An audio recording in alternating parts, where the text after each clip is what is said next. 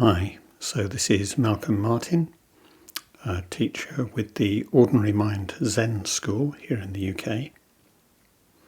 And this is the second part of our study of the Zenkai, Zen's ethical teachings. So this is the second part. It's actually of the first Zenkai. Our first part was the introduction. So this is commentary on the first of the Zenkai. I bear witness to the reality of violence and abuse in myself and in the world, and aspire to practice non-violence in my thoughts, words and actions. Unless I've been convicted of assault, rape or murder, or barred from seeing my ex-partner and children, I probably don't consider myself particularly violent.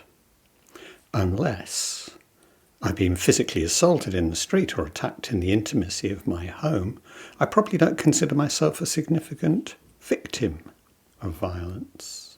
Violence can seem very abstract, someone else's problem. But what do we mean by violence anyway? I might begin by bearing witness to my actual experiencing in this moment. Simply becoming better aware of the violent feelings I experience, both the great and the small. I may surprise myself. When I do, if only for the moment before my internal censor strikes it down, when I do, feel I could happily punch, stab, shoot someone. Digging deeper, can I suspend my self-judgment long enough to come more honestly to see my own hostility, anger, meanness, pettiness, irritability, grumpiness, ignoring my assumption-making, my liberty-taking, all the ways in which I fail to recognise and respect the other beings with whom I share this life. And, no less importantly, to bear honest witness when they fail to so recognise and respect me. Bearing witness also to how I then respond in turn, whether as counter-aggression, displacement onto, weaker others, or denial. Violence responds to violence.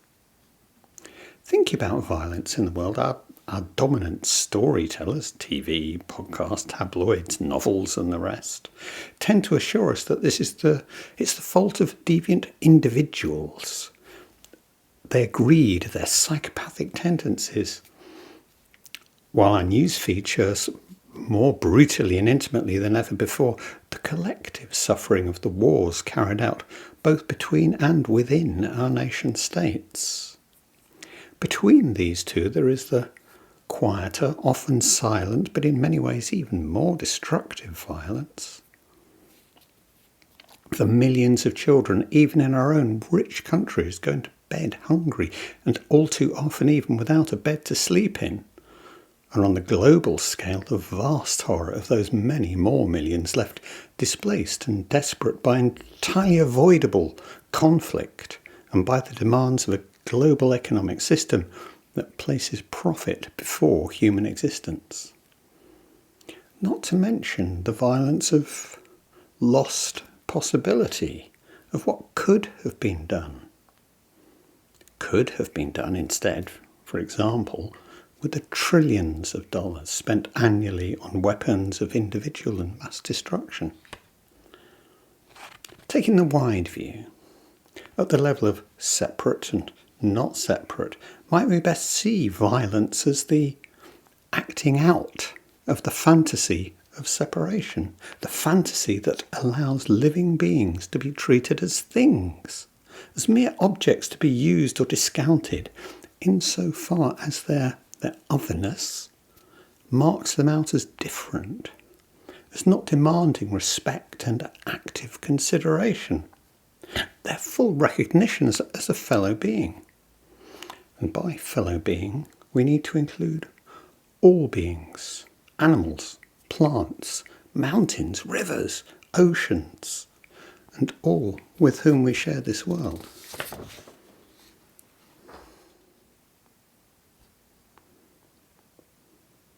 The jungle. White people believed that whatever the manners, under every dark skin was a jungle. Swift, unnavigable waters, swinging, screaming baboons, sleeping snakes, red gums ready for their sweet white blood. In a way, he thought, they were right. The more coloured people spent their strength trying to convince them how gentle they were, how clever and loving, how human. The more they used themselves up to persuade whites of something Negroes believed could not be questioned, the deeper and more tangled the jungle grew inside. But it wasn't the jungle blacks brought with them to this place from the other, livable place. It was the jungle white folks planted in them. And it grew. It spread. In, through and after life, it spread until it invaded the whites who had made it, touched them, everyone, changed and altered them, made them bloody, silly, worse than even they wanted to be. So scared were they of the jungle they'd made. The screaming baboon lived under their own white skin. The red gums were their own. Meantime, the secret spread of this new kind of white folks' jungle was hidden, silent, except once in a while when you could hear it mumbling. That's from Toni Morrison's Beloved. This is from Toni Morrison's masterpiece, Beloved, her novel set in the last days of black enslavement in the United States. Without wanting to diminish in any way the absolute horror and specific brutality of this regime, the traumatic effects of which extend to the present day, the novel tells us much about how violence in general works, and in particular the relation of violence to othering, the active division into us and them as separate. The novel pulls no punches in its description of the extreme physical brutality of enslavement, but it's equally devastating about the psychological violence and the displacement of the ongoing burden of responsibility and fear from oppressor to oppressed.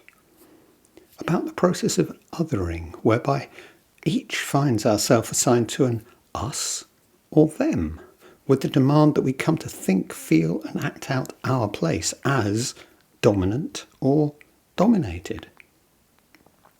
This process of othering still implicitly chooses a place, a side, for each of us who read the novel, demanding that we ask, well, who am I here? How am I supposed to feel? So, how does your answer differ if you're of black or brown heritage rather than seeing yourself and being treated by others as white? If it's the latter, then do I react defensively by speaking of those being other times or that we're all equal now? Do I push away or perhaps embrace some idea of white guilt or white entitlement as being still active today?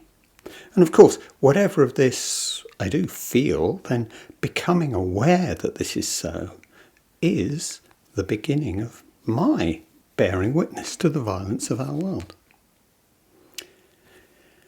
It's the regime of enslavement, the greed not of an individual but of an economic system driving every possible cruelty and abomination, that demands that the enslavers invent themselves as different from, as other to the enslaved. And so to their creating us as white and black. In doing so, they create to an image a fantasy of the other as fearful, as dangerous and threatening, as the very opposite of gentle, clever, loving and human. An image that they demand that the other, the coloured people, the Negro, accept as the truth about themselves. But this image is rather the truth of the enslaver and of their violence, and so it returns to and acts on them themselves. And it grew, it spread, in, through and after life, and it spread until it invaded the whites who had made it, touched them, everyone, changed and altered them, made them bloody, silly, worse than even they wanted to be. So scared were they of the jungle they had made. The screaming baboon lived under their own white skin. The red gums were their own. This quote is about the relation to violence of all of us, our relation to the othering it exemplifies, and the physical, the psychological, the economic violence, and to the political violence that both licenses and enacts that violence. The traditional three fires or three poisons of Buddhism can be translated as greed, aversion, and ignorance. Buddhism talks very directly about greed, and if it says surprisingly little about fear, it's much to say about the anger and aversion that follow from fear. Both greed and fear are strong affects in our terms. They make us really feel. They move us both emotionally and physically, and so make us take action, make us do things. They help create and sustain a world for us. Violence, fear, greed and ignorance inter-are, to use Thich Nhat Hanh's term. They are always present together in shifting forms and combinations. In Morrison's example, it is the enslaver's greed that makes them violent, their own violence that makes them fearful, their fear, which is itself a form of ignorance, that seeks to hide their greed and their violence, and so licenses the cycle to continue. Othering is central to this whole process, the real effects in the world of the fantasy of making separate. Ignorance, which I'll write as ignorance, hyphenated, is neither a simple lack of knowledge nor a set of beliefs about the world, but an active process of not knowing. It is also a not seeing and a not saying, of wanting not to know. Our ignorance makes possible the ways in which how we feel and act in the world cause suffering to ourselves and to others, how we come to cause harm. Non-violence then is not simply a lack, a passive absence of violence, but an active engagement with our ignorance and hence with our fear, our greed, our othering and our being othered. Our ignorance is not something we can simply rectify by reading a book or even sitting zazen every morning.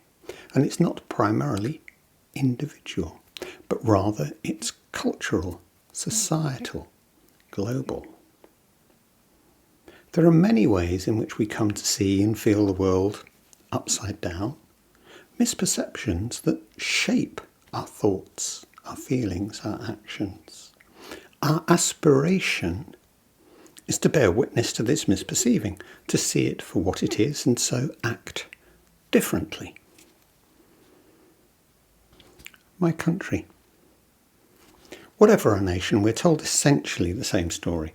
Our brave founders united a people, essentially peaceable, who, through their strength, hard work and self-belief, their loyalty and their justice, overcame many difficulties to establish a society that is for the benefit of all, or at least all true citizens. Of course, wars had, reluctantly, to be fought against enemies, intent on domination, enslavement or extinction, and that such wars won and our prosperity, such as it is or may be imagined to be, our prosperity achieved goes definitively to prove that God, or democracy, or our great leader, or our economic system, or some combination of these, has uniquely favoured our exceptional and rightfully preeminent nation. We're asked to respect, even to love, our flag, our traditions, and the values for which our proud nation stands. So it can be hard to take that, however far certain particular elements of these stories may be true, and however pleasant or not may be the lives of some within our borders, these stories are nevertheless essentially unmitigated lies of omission. The anthem Rule Britannia, for example, may boldly assert that Britons never, never, never shall be slaves. But the reality is that either in law or simply de facto, very many Britons have been enslaved, and almost without exception, to other Britons. Within the home nation, the development of agricultural and then industrial capitalism changed the slavery of serfdom to the precarity of a form of wage slavery that was by turns more or less vigorously and violently pursued. While the Atlantic slave trade is only the most notorious example of the enslavement by Britons of other peoples and of the colonialist project of the conquest, the violent theft of their lands and resources. This project frequently involved cultural or literal genocide and extended well into the 20th century. The same is obviously true, mutatis mutandum, for every other Western nation and others besides. And this is the basis on which the self-proclaimed superiority of Western culture, and indeed our entire civilization, has been built. Without conquest and expropriation, then the growth of cities, the physical infrastructure, or the social institutions that underlie our contemporary world would not have come to be. In the post-colonial era, the extraction of resources and wealth continues, but by less overt means. Take it or leave it, terms of trade, aid. We each inherit to very varying extents the benefits and losses of this unimaginable range and intensity of violence, both the most bloody and the stone cold. We're each beneficiary and victim of this inheritance, in Buddhist terms of this karma, and our response seems inevitably to involve a partial self-blinding as we live out our very different relationships to the reality of this multi-generational and ongoing trauma. What does country mean to me? Which is to ask, how do I feel about it? Do I in some way feel responsible for the actions of my compatriots or government?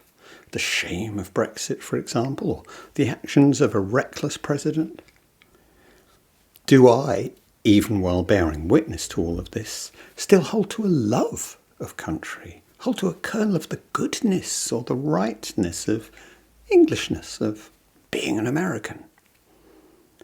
Or that this simply is my country, right or wrong?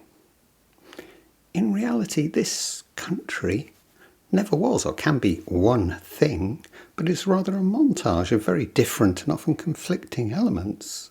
The infinite complexities of many millions of real lives lived out within and beyond its borders, which I then represent to myself in fantasy and memory, in my positive and negative feelings, in my ignorance.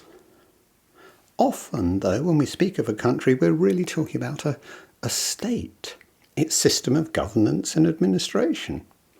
It's not countries that decide to spend trillions on weaponry rather than on hospitals. It's not countries that declare war on each other, but states. The state. My country's state comprises our public institutions and administration, the government, the legal system, the police, the military, and so on. Our state will tell us that it represents or even embodies our will, the will of the people. And it may even suggest that only it may legitimately speak on our behalf. We're told that our state exists to protect and to defend us, and that it regulates our lives in order to guarantee our freedom. But the state is inextricably, nevertheless, tied to violence. In the sociologist Max Weber's now classic definition, the modern state is a compulsory association to monopolise the legitimate use of physical force as a means of domination within a territory. I'll read that again. The modern state is a compulsory association to monopolise the legitimate use of physical force as a means of domination within a territory. Okay, so to speak plainly, all states and all their laws, regardless of whatever arguments they may offer in justification, rely finally on that state's ability and willingness to use violence. This violence may be against any or all within or beyond its territorial borders. 400 or so years ago, Thomas Hobbes first articulated this modern view of national sovereignty, arguing that we each as individuals should be assumed to have consented in advance, simply by being born, to giving all our rights, including the right to life itself, over to a sovereign, whether that be embodied literally in a king or simply as the state itself. For Hobbes, this was the only alternative he could imagine to our lives being lived in permanent fear of a violent attack that might lead to the theft of our property or even our death. And we'll see as we go forward how important the linking of property to life itself has become. So, to guarantee my safety, my freedom, and my property, my state enforces its right to act through the law and the police to lock me up, to dispossess me, and should it choose to do so, to kill me. It also demands that I can be required to place my own life in danger as part of the military and kill anyone it defines as its enemy, anyone it defines as its enemy. More fundamentally, in the apparatus of the law and the courts, the state enforces its rights over truth itself, to define what counts as truth and how this is to be established. And so it shapes what is even seeable and sayable within our society, how we think, but also how we perceive, how we feel. There is a terrible ambivalence here in how the state's care of us is intrinsically tied to its own violence. In this and other ways, the state takes on the final responsibility of every aspect of formal othering, both internally and externally. Who's bad? Criminals. Who's mad and must also be locked up?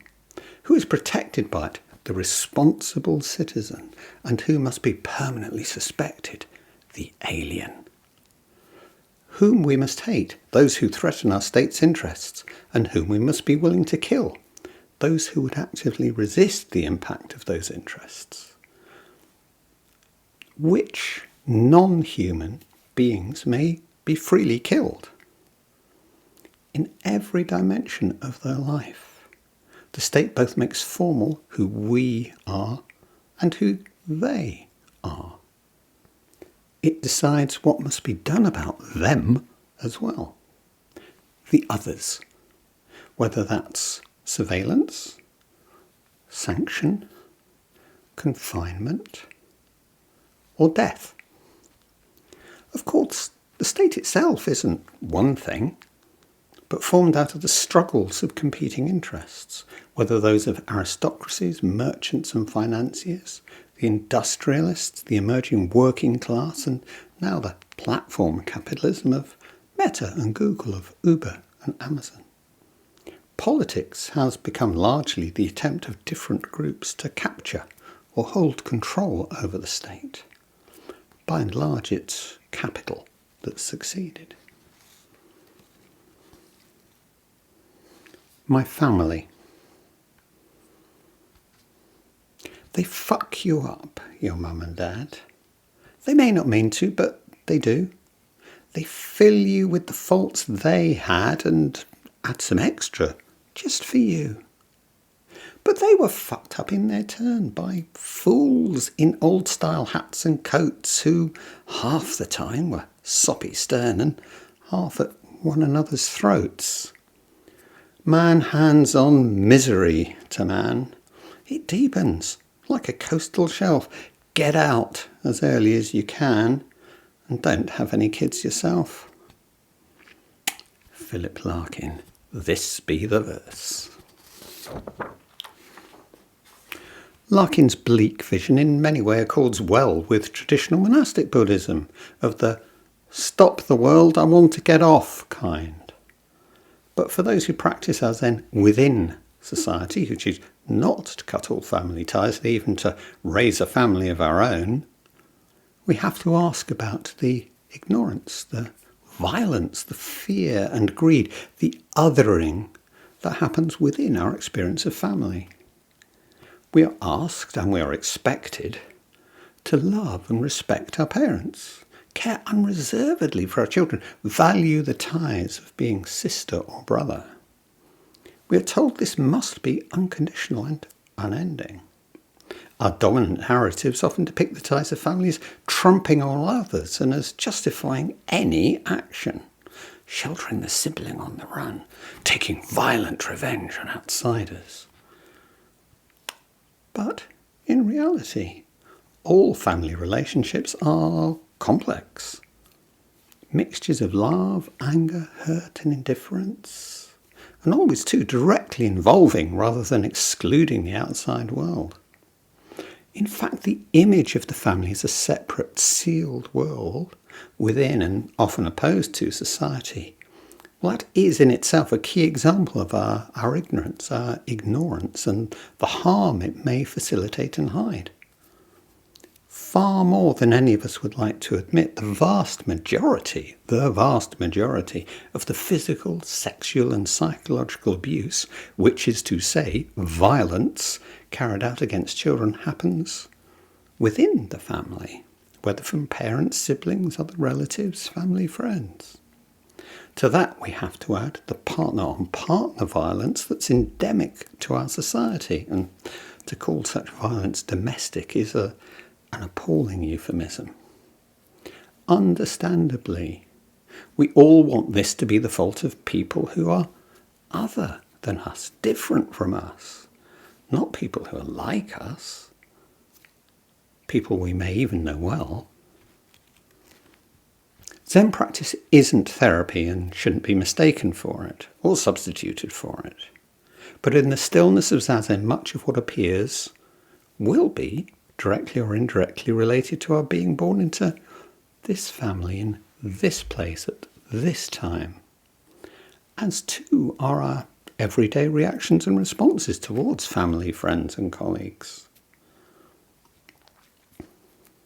If Joko's teaching didn't encourage us to see us parents as responsible for our problems, nevertheless, one of her key checking questions for any student coming to her to tell of some marvellous insight experience was, "And how's your relationship with your mother?" A self-honest practicing of awareness can't help but be engaged with the psychological aspects of family life. Even the genuinely happiest family is a place of half-truths and secrets of the unsaid. We each grew up with a place in our family that brought with it a role in relation to other family members, a role that may perhaps have felt like, well, I was simply just being me, or instead as having been an excruciating self-betrayal, maybe both by turns. And one of the rare aspects of family life, the inevitable lapses of care, the ways in which we learn both shame and shaming, and the complexities of our parents not as mythic ideals, but as real people, each with their own backstory. However it was for us, along with the role we adopted, or which feels like it adopted us, came a sense of what was sayable, and even what was seeable. This is the active ignorance, the active ignorance, which is always also an unacknowledged violence that exists within any family. We learn concealment to hide truths from both others and from ourselves. One of the most important things we can do both in relation to family and the wider world is to become better aware of, to bear witness to, our desire not to see, not to know, not to think about, and the self-dishonesty this brings about both within ourselves and in relationships with others. The ignorance, the ignorance that is violence, the violence that is ignorance.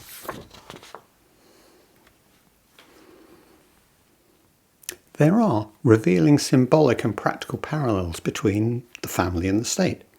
The state takes on something of the role of parent to its citizens, and with that some of the omnipotence and infallibility the young child describes to its parents. Both parents and state wish to be seen as caring and benevolent, as wishing us to believe and share their values. But nevertheless also, both parents and state act to enforce rules that we have little or no part in setting.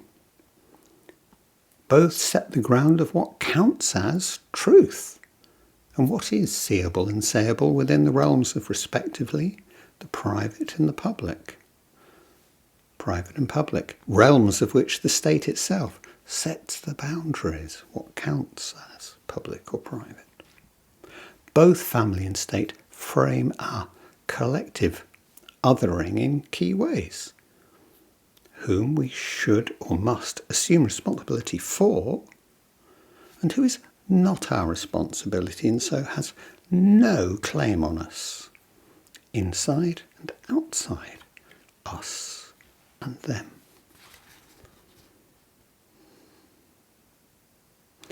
Karma, cause and effect. Karma can probably be best translated as something like cause and effect. Within Buddhism, karma has rather paradoxically usually been thought of in primarily personal terms, though some teachers, such as Thich Nhat Hanh, have spoken insightfully about collective karma. Our karma, both individual and collective, is the complex of forces that have acted on us to bring us to this point, this moment, here and now. In the popular imagination, karma is often represented as some kind of inexorable fate or burden. But this is certainly not its sense even in traditional Buddhist interpretations. Our karma sets the conditions under which we act in the present. Conditions of which our intention and aspiration are themselves a part, and which, while setting the limits of the possible and the probable, never simply determine the future.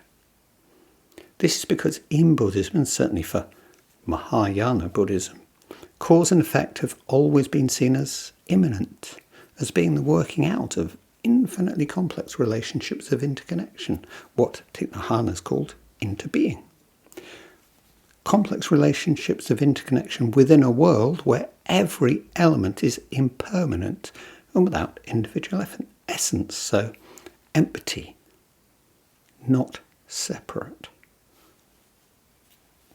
Equivalent terms, empty and not separate. For Buddhism, there is no place for an external cause such as God, spirit, or even the human will as acting independently of the will, and hence no guiding purpose or direction to the world, no teleology, to use the philosophical term. The violence of the world, and hence the violence I see showing up in my own thoughts, feelings and actions, is not the result of my human nature, of any individual failing or original sin in me, not the unfolding of some vast cosmic plan. The karma of the past carries the world forward. the consequences and the continuing energy of a past of extreme and sustained violence, the effects of which are the ongoing violence to which we bear witness in the Zenkai. Violence is renewed in each of us, in our reactions and our responses to the world. Violence reproduces through each of us. We are all compromised, complicit, down and dirty with the violence of the world, which is also to say that we are involved, concerned, that we care about what happens. It is precisely this involvement that makes it possible for us to intend, aspire, and to act to do better. Myselves. As suggested above, I might begin my own bearing witness with my actual experiencing in this moment and the shifting self-states that make up my various parts or selves. Simply experiencing these feelings as the pattern of tension held in my body that signals their arrival. These bodily feelings and atmosphere, and then the more definable emotions as I become aware of their arrival, their presence, their fading. Noting the objects to which these feelings attach, whether an actual person, an item on the news, a jam jar's recalcitrant lid. Noticing too, perhaps, the patterning of these feelings and possible consistency between them. Practicing awareness too of what happens when I find myself the object of my own violence, the self-judgment, the haranguing, the sabotage or actual physical self-harming. The ways in which, in fact, I fail to recognise and respect myself, and how this relates to how I may fail to recognise and respect other people, other beings. Treating myself as separate, as other, the good me and the bad me, the me I show the world, the me I try to keep hidden even from myself, especially from myself. Non-violence. So, is non-violence simply holding my tongue or holding my fists, or is it something more?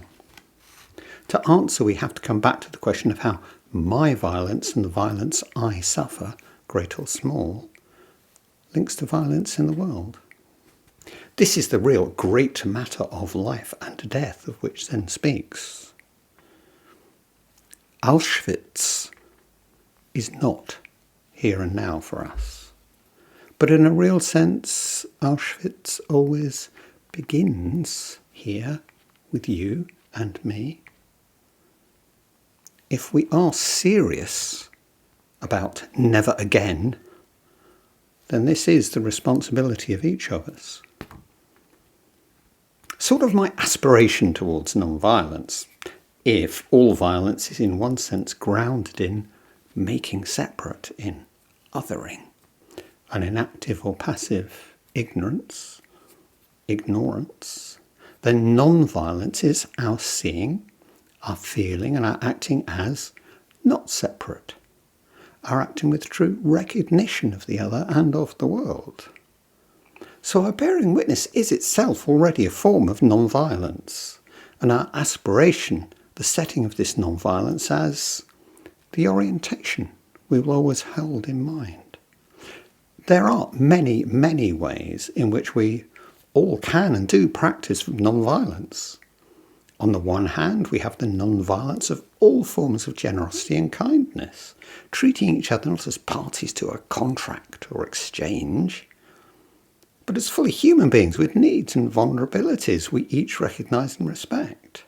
There's the non-violence we all practice each and every time we recognise the other, whether that's our partner, our parents, children, friends or work colleagues, whether that's a few words exchanged buying the milk or sharing a smile with somebody we pass on the street.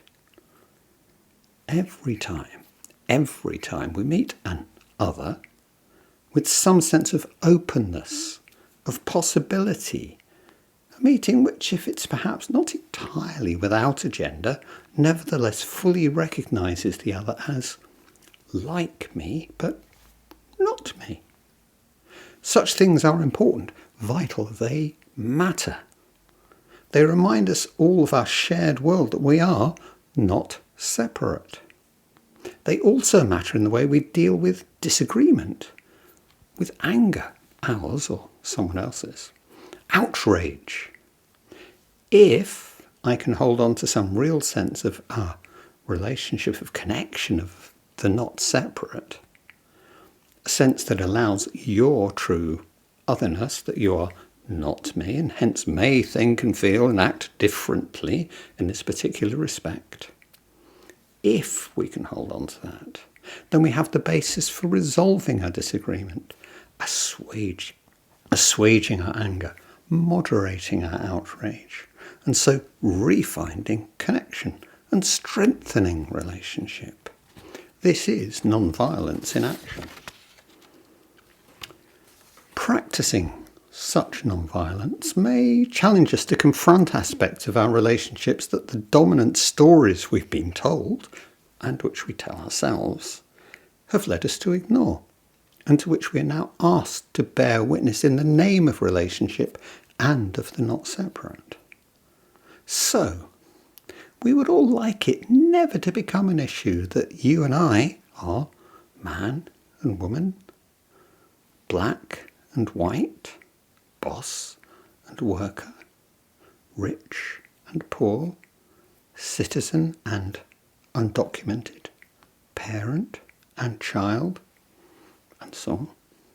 But of course, such differences do matter, and matter differently in different contexts. Our world is organised in hierarchies that intersect, reinforce, sometimes contradict each other. And the stories we share and do not share both express and challenge these hierarchies. Many such stories tell us what is natural or normal in the way we do or should relate to each other, and bearing witness to the way they are scripted to hide and so lead us to ignore the realities of the hierarchies of gender, class, race and the rest, may become an essential part of our practice of non-violence.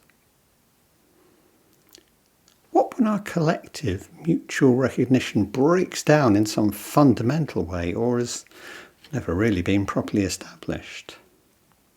Thich Nhat Hanh always argued strongly that we cannot simply fight for peace, but that we ourselves have to be the peace we wish to bring about.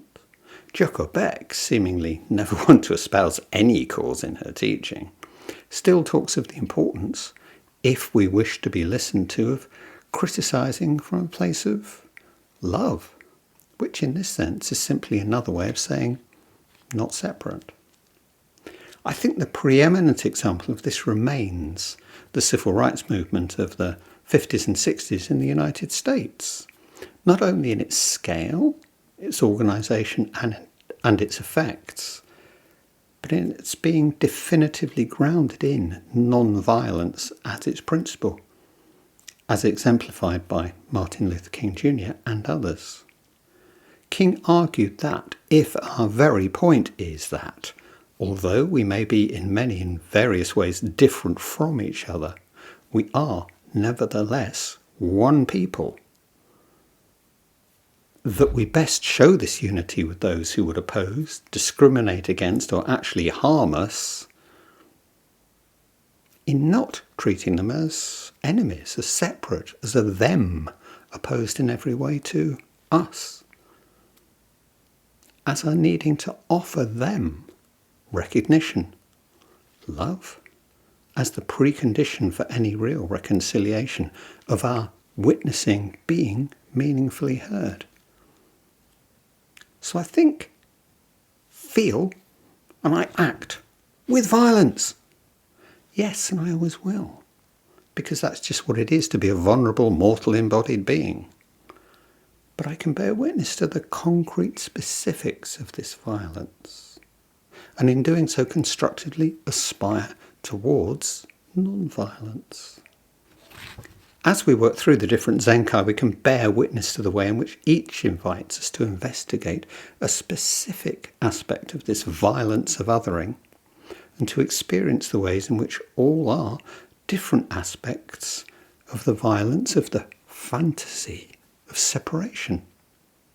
Violence in myself and in the world is not going to disappear, and neither I nor the world am about to be magically transformed or transported to a place of perfect peace.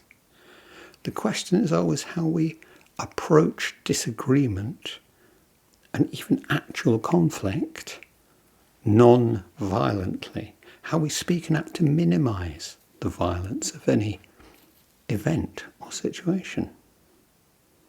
This is an aspiration for my whole lifetime and begins with the simple bearing witness to my thoughts, my emotions and my feelings as they are in this moment and this moment and this moment.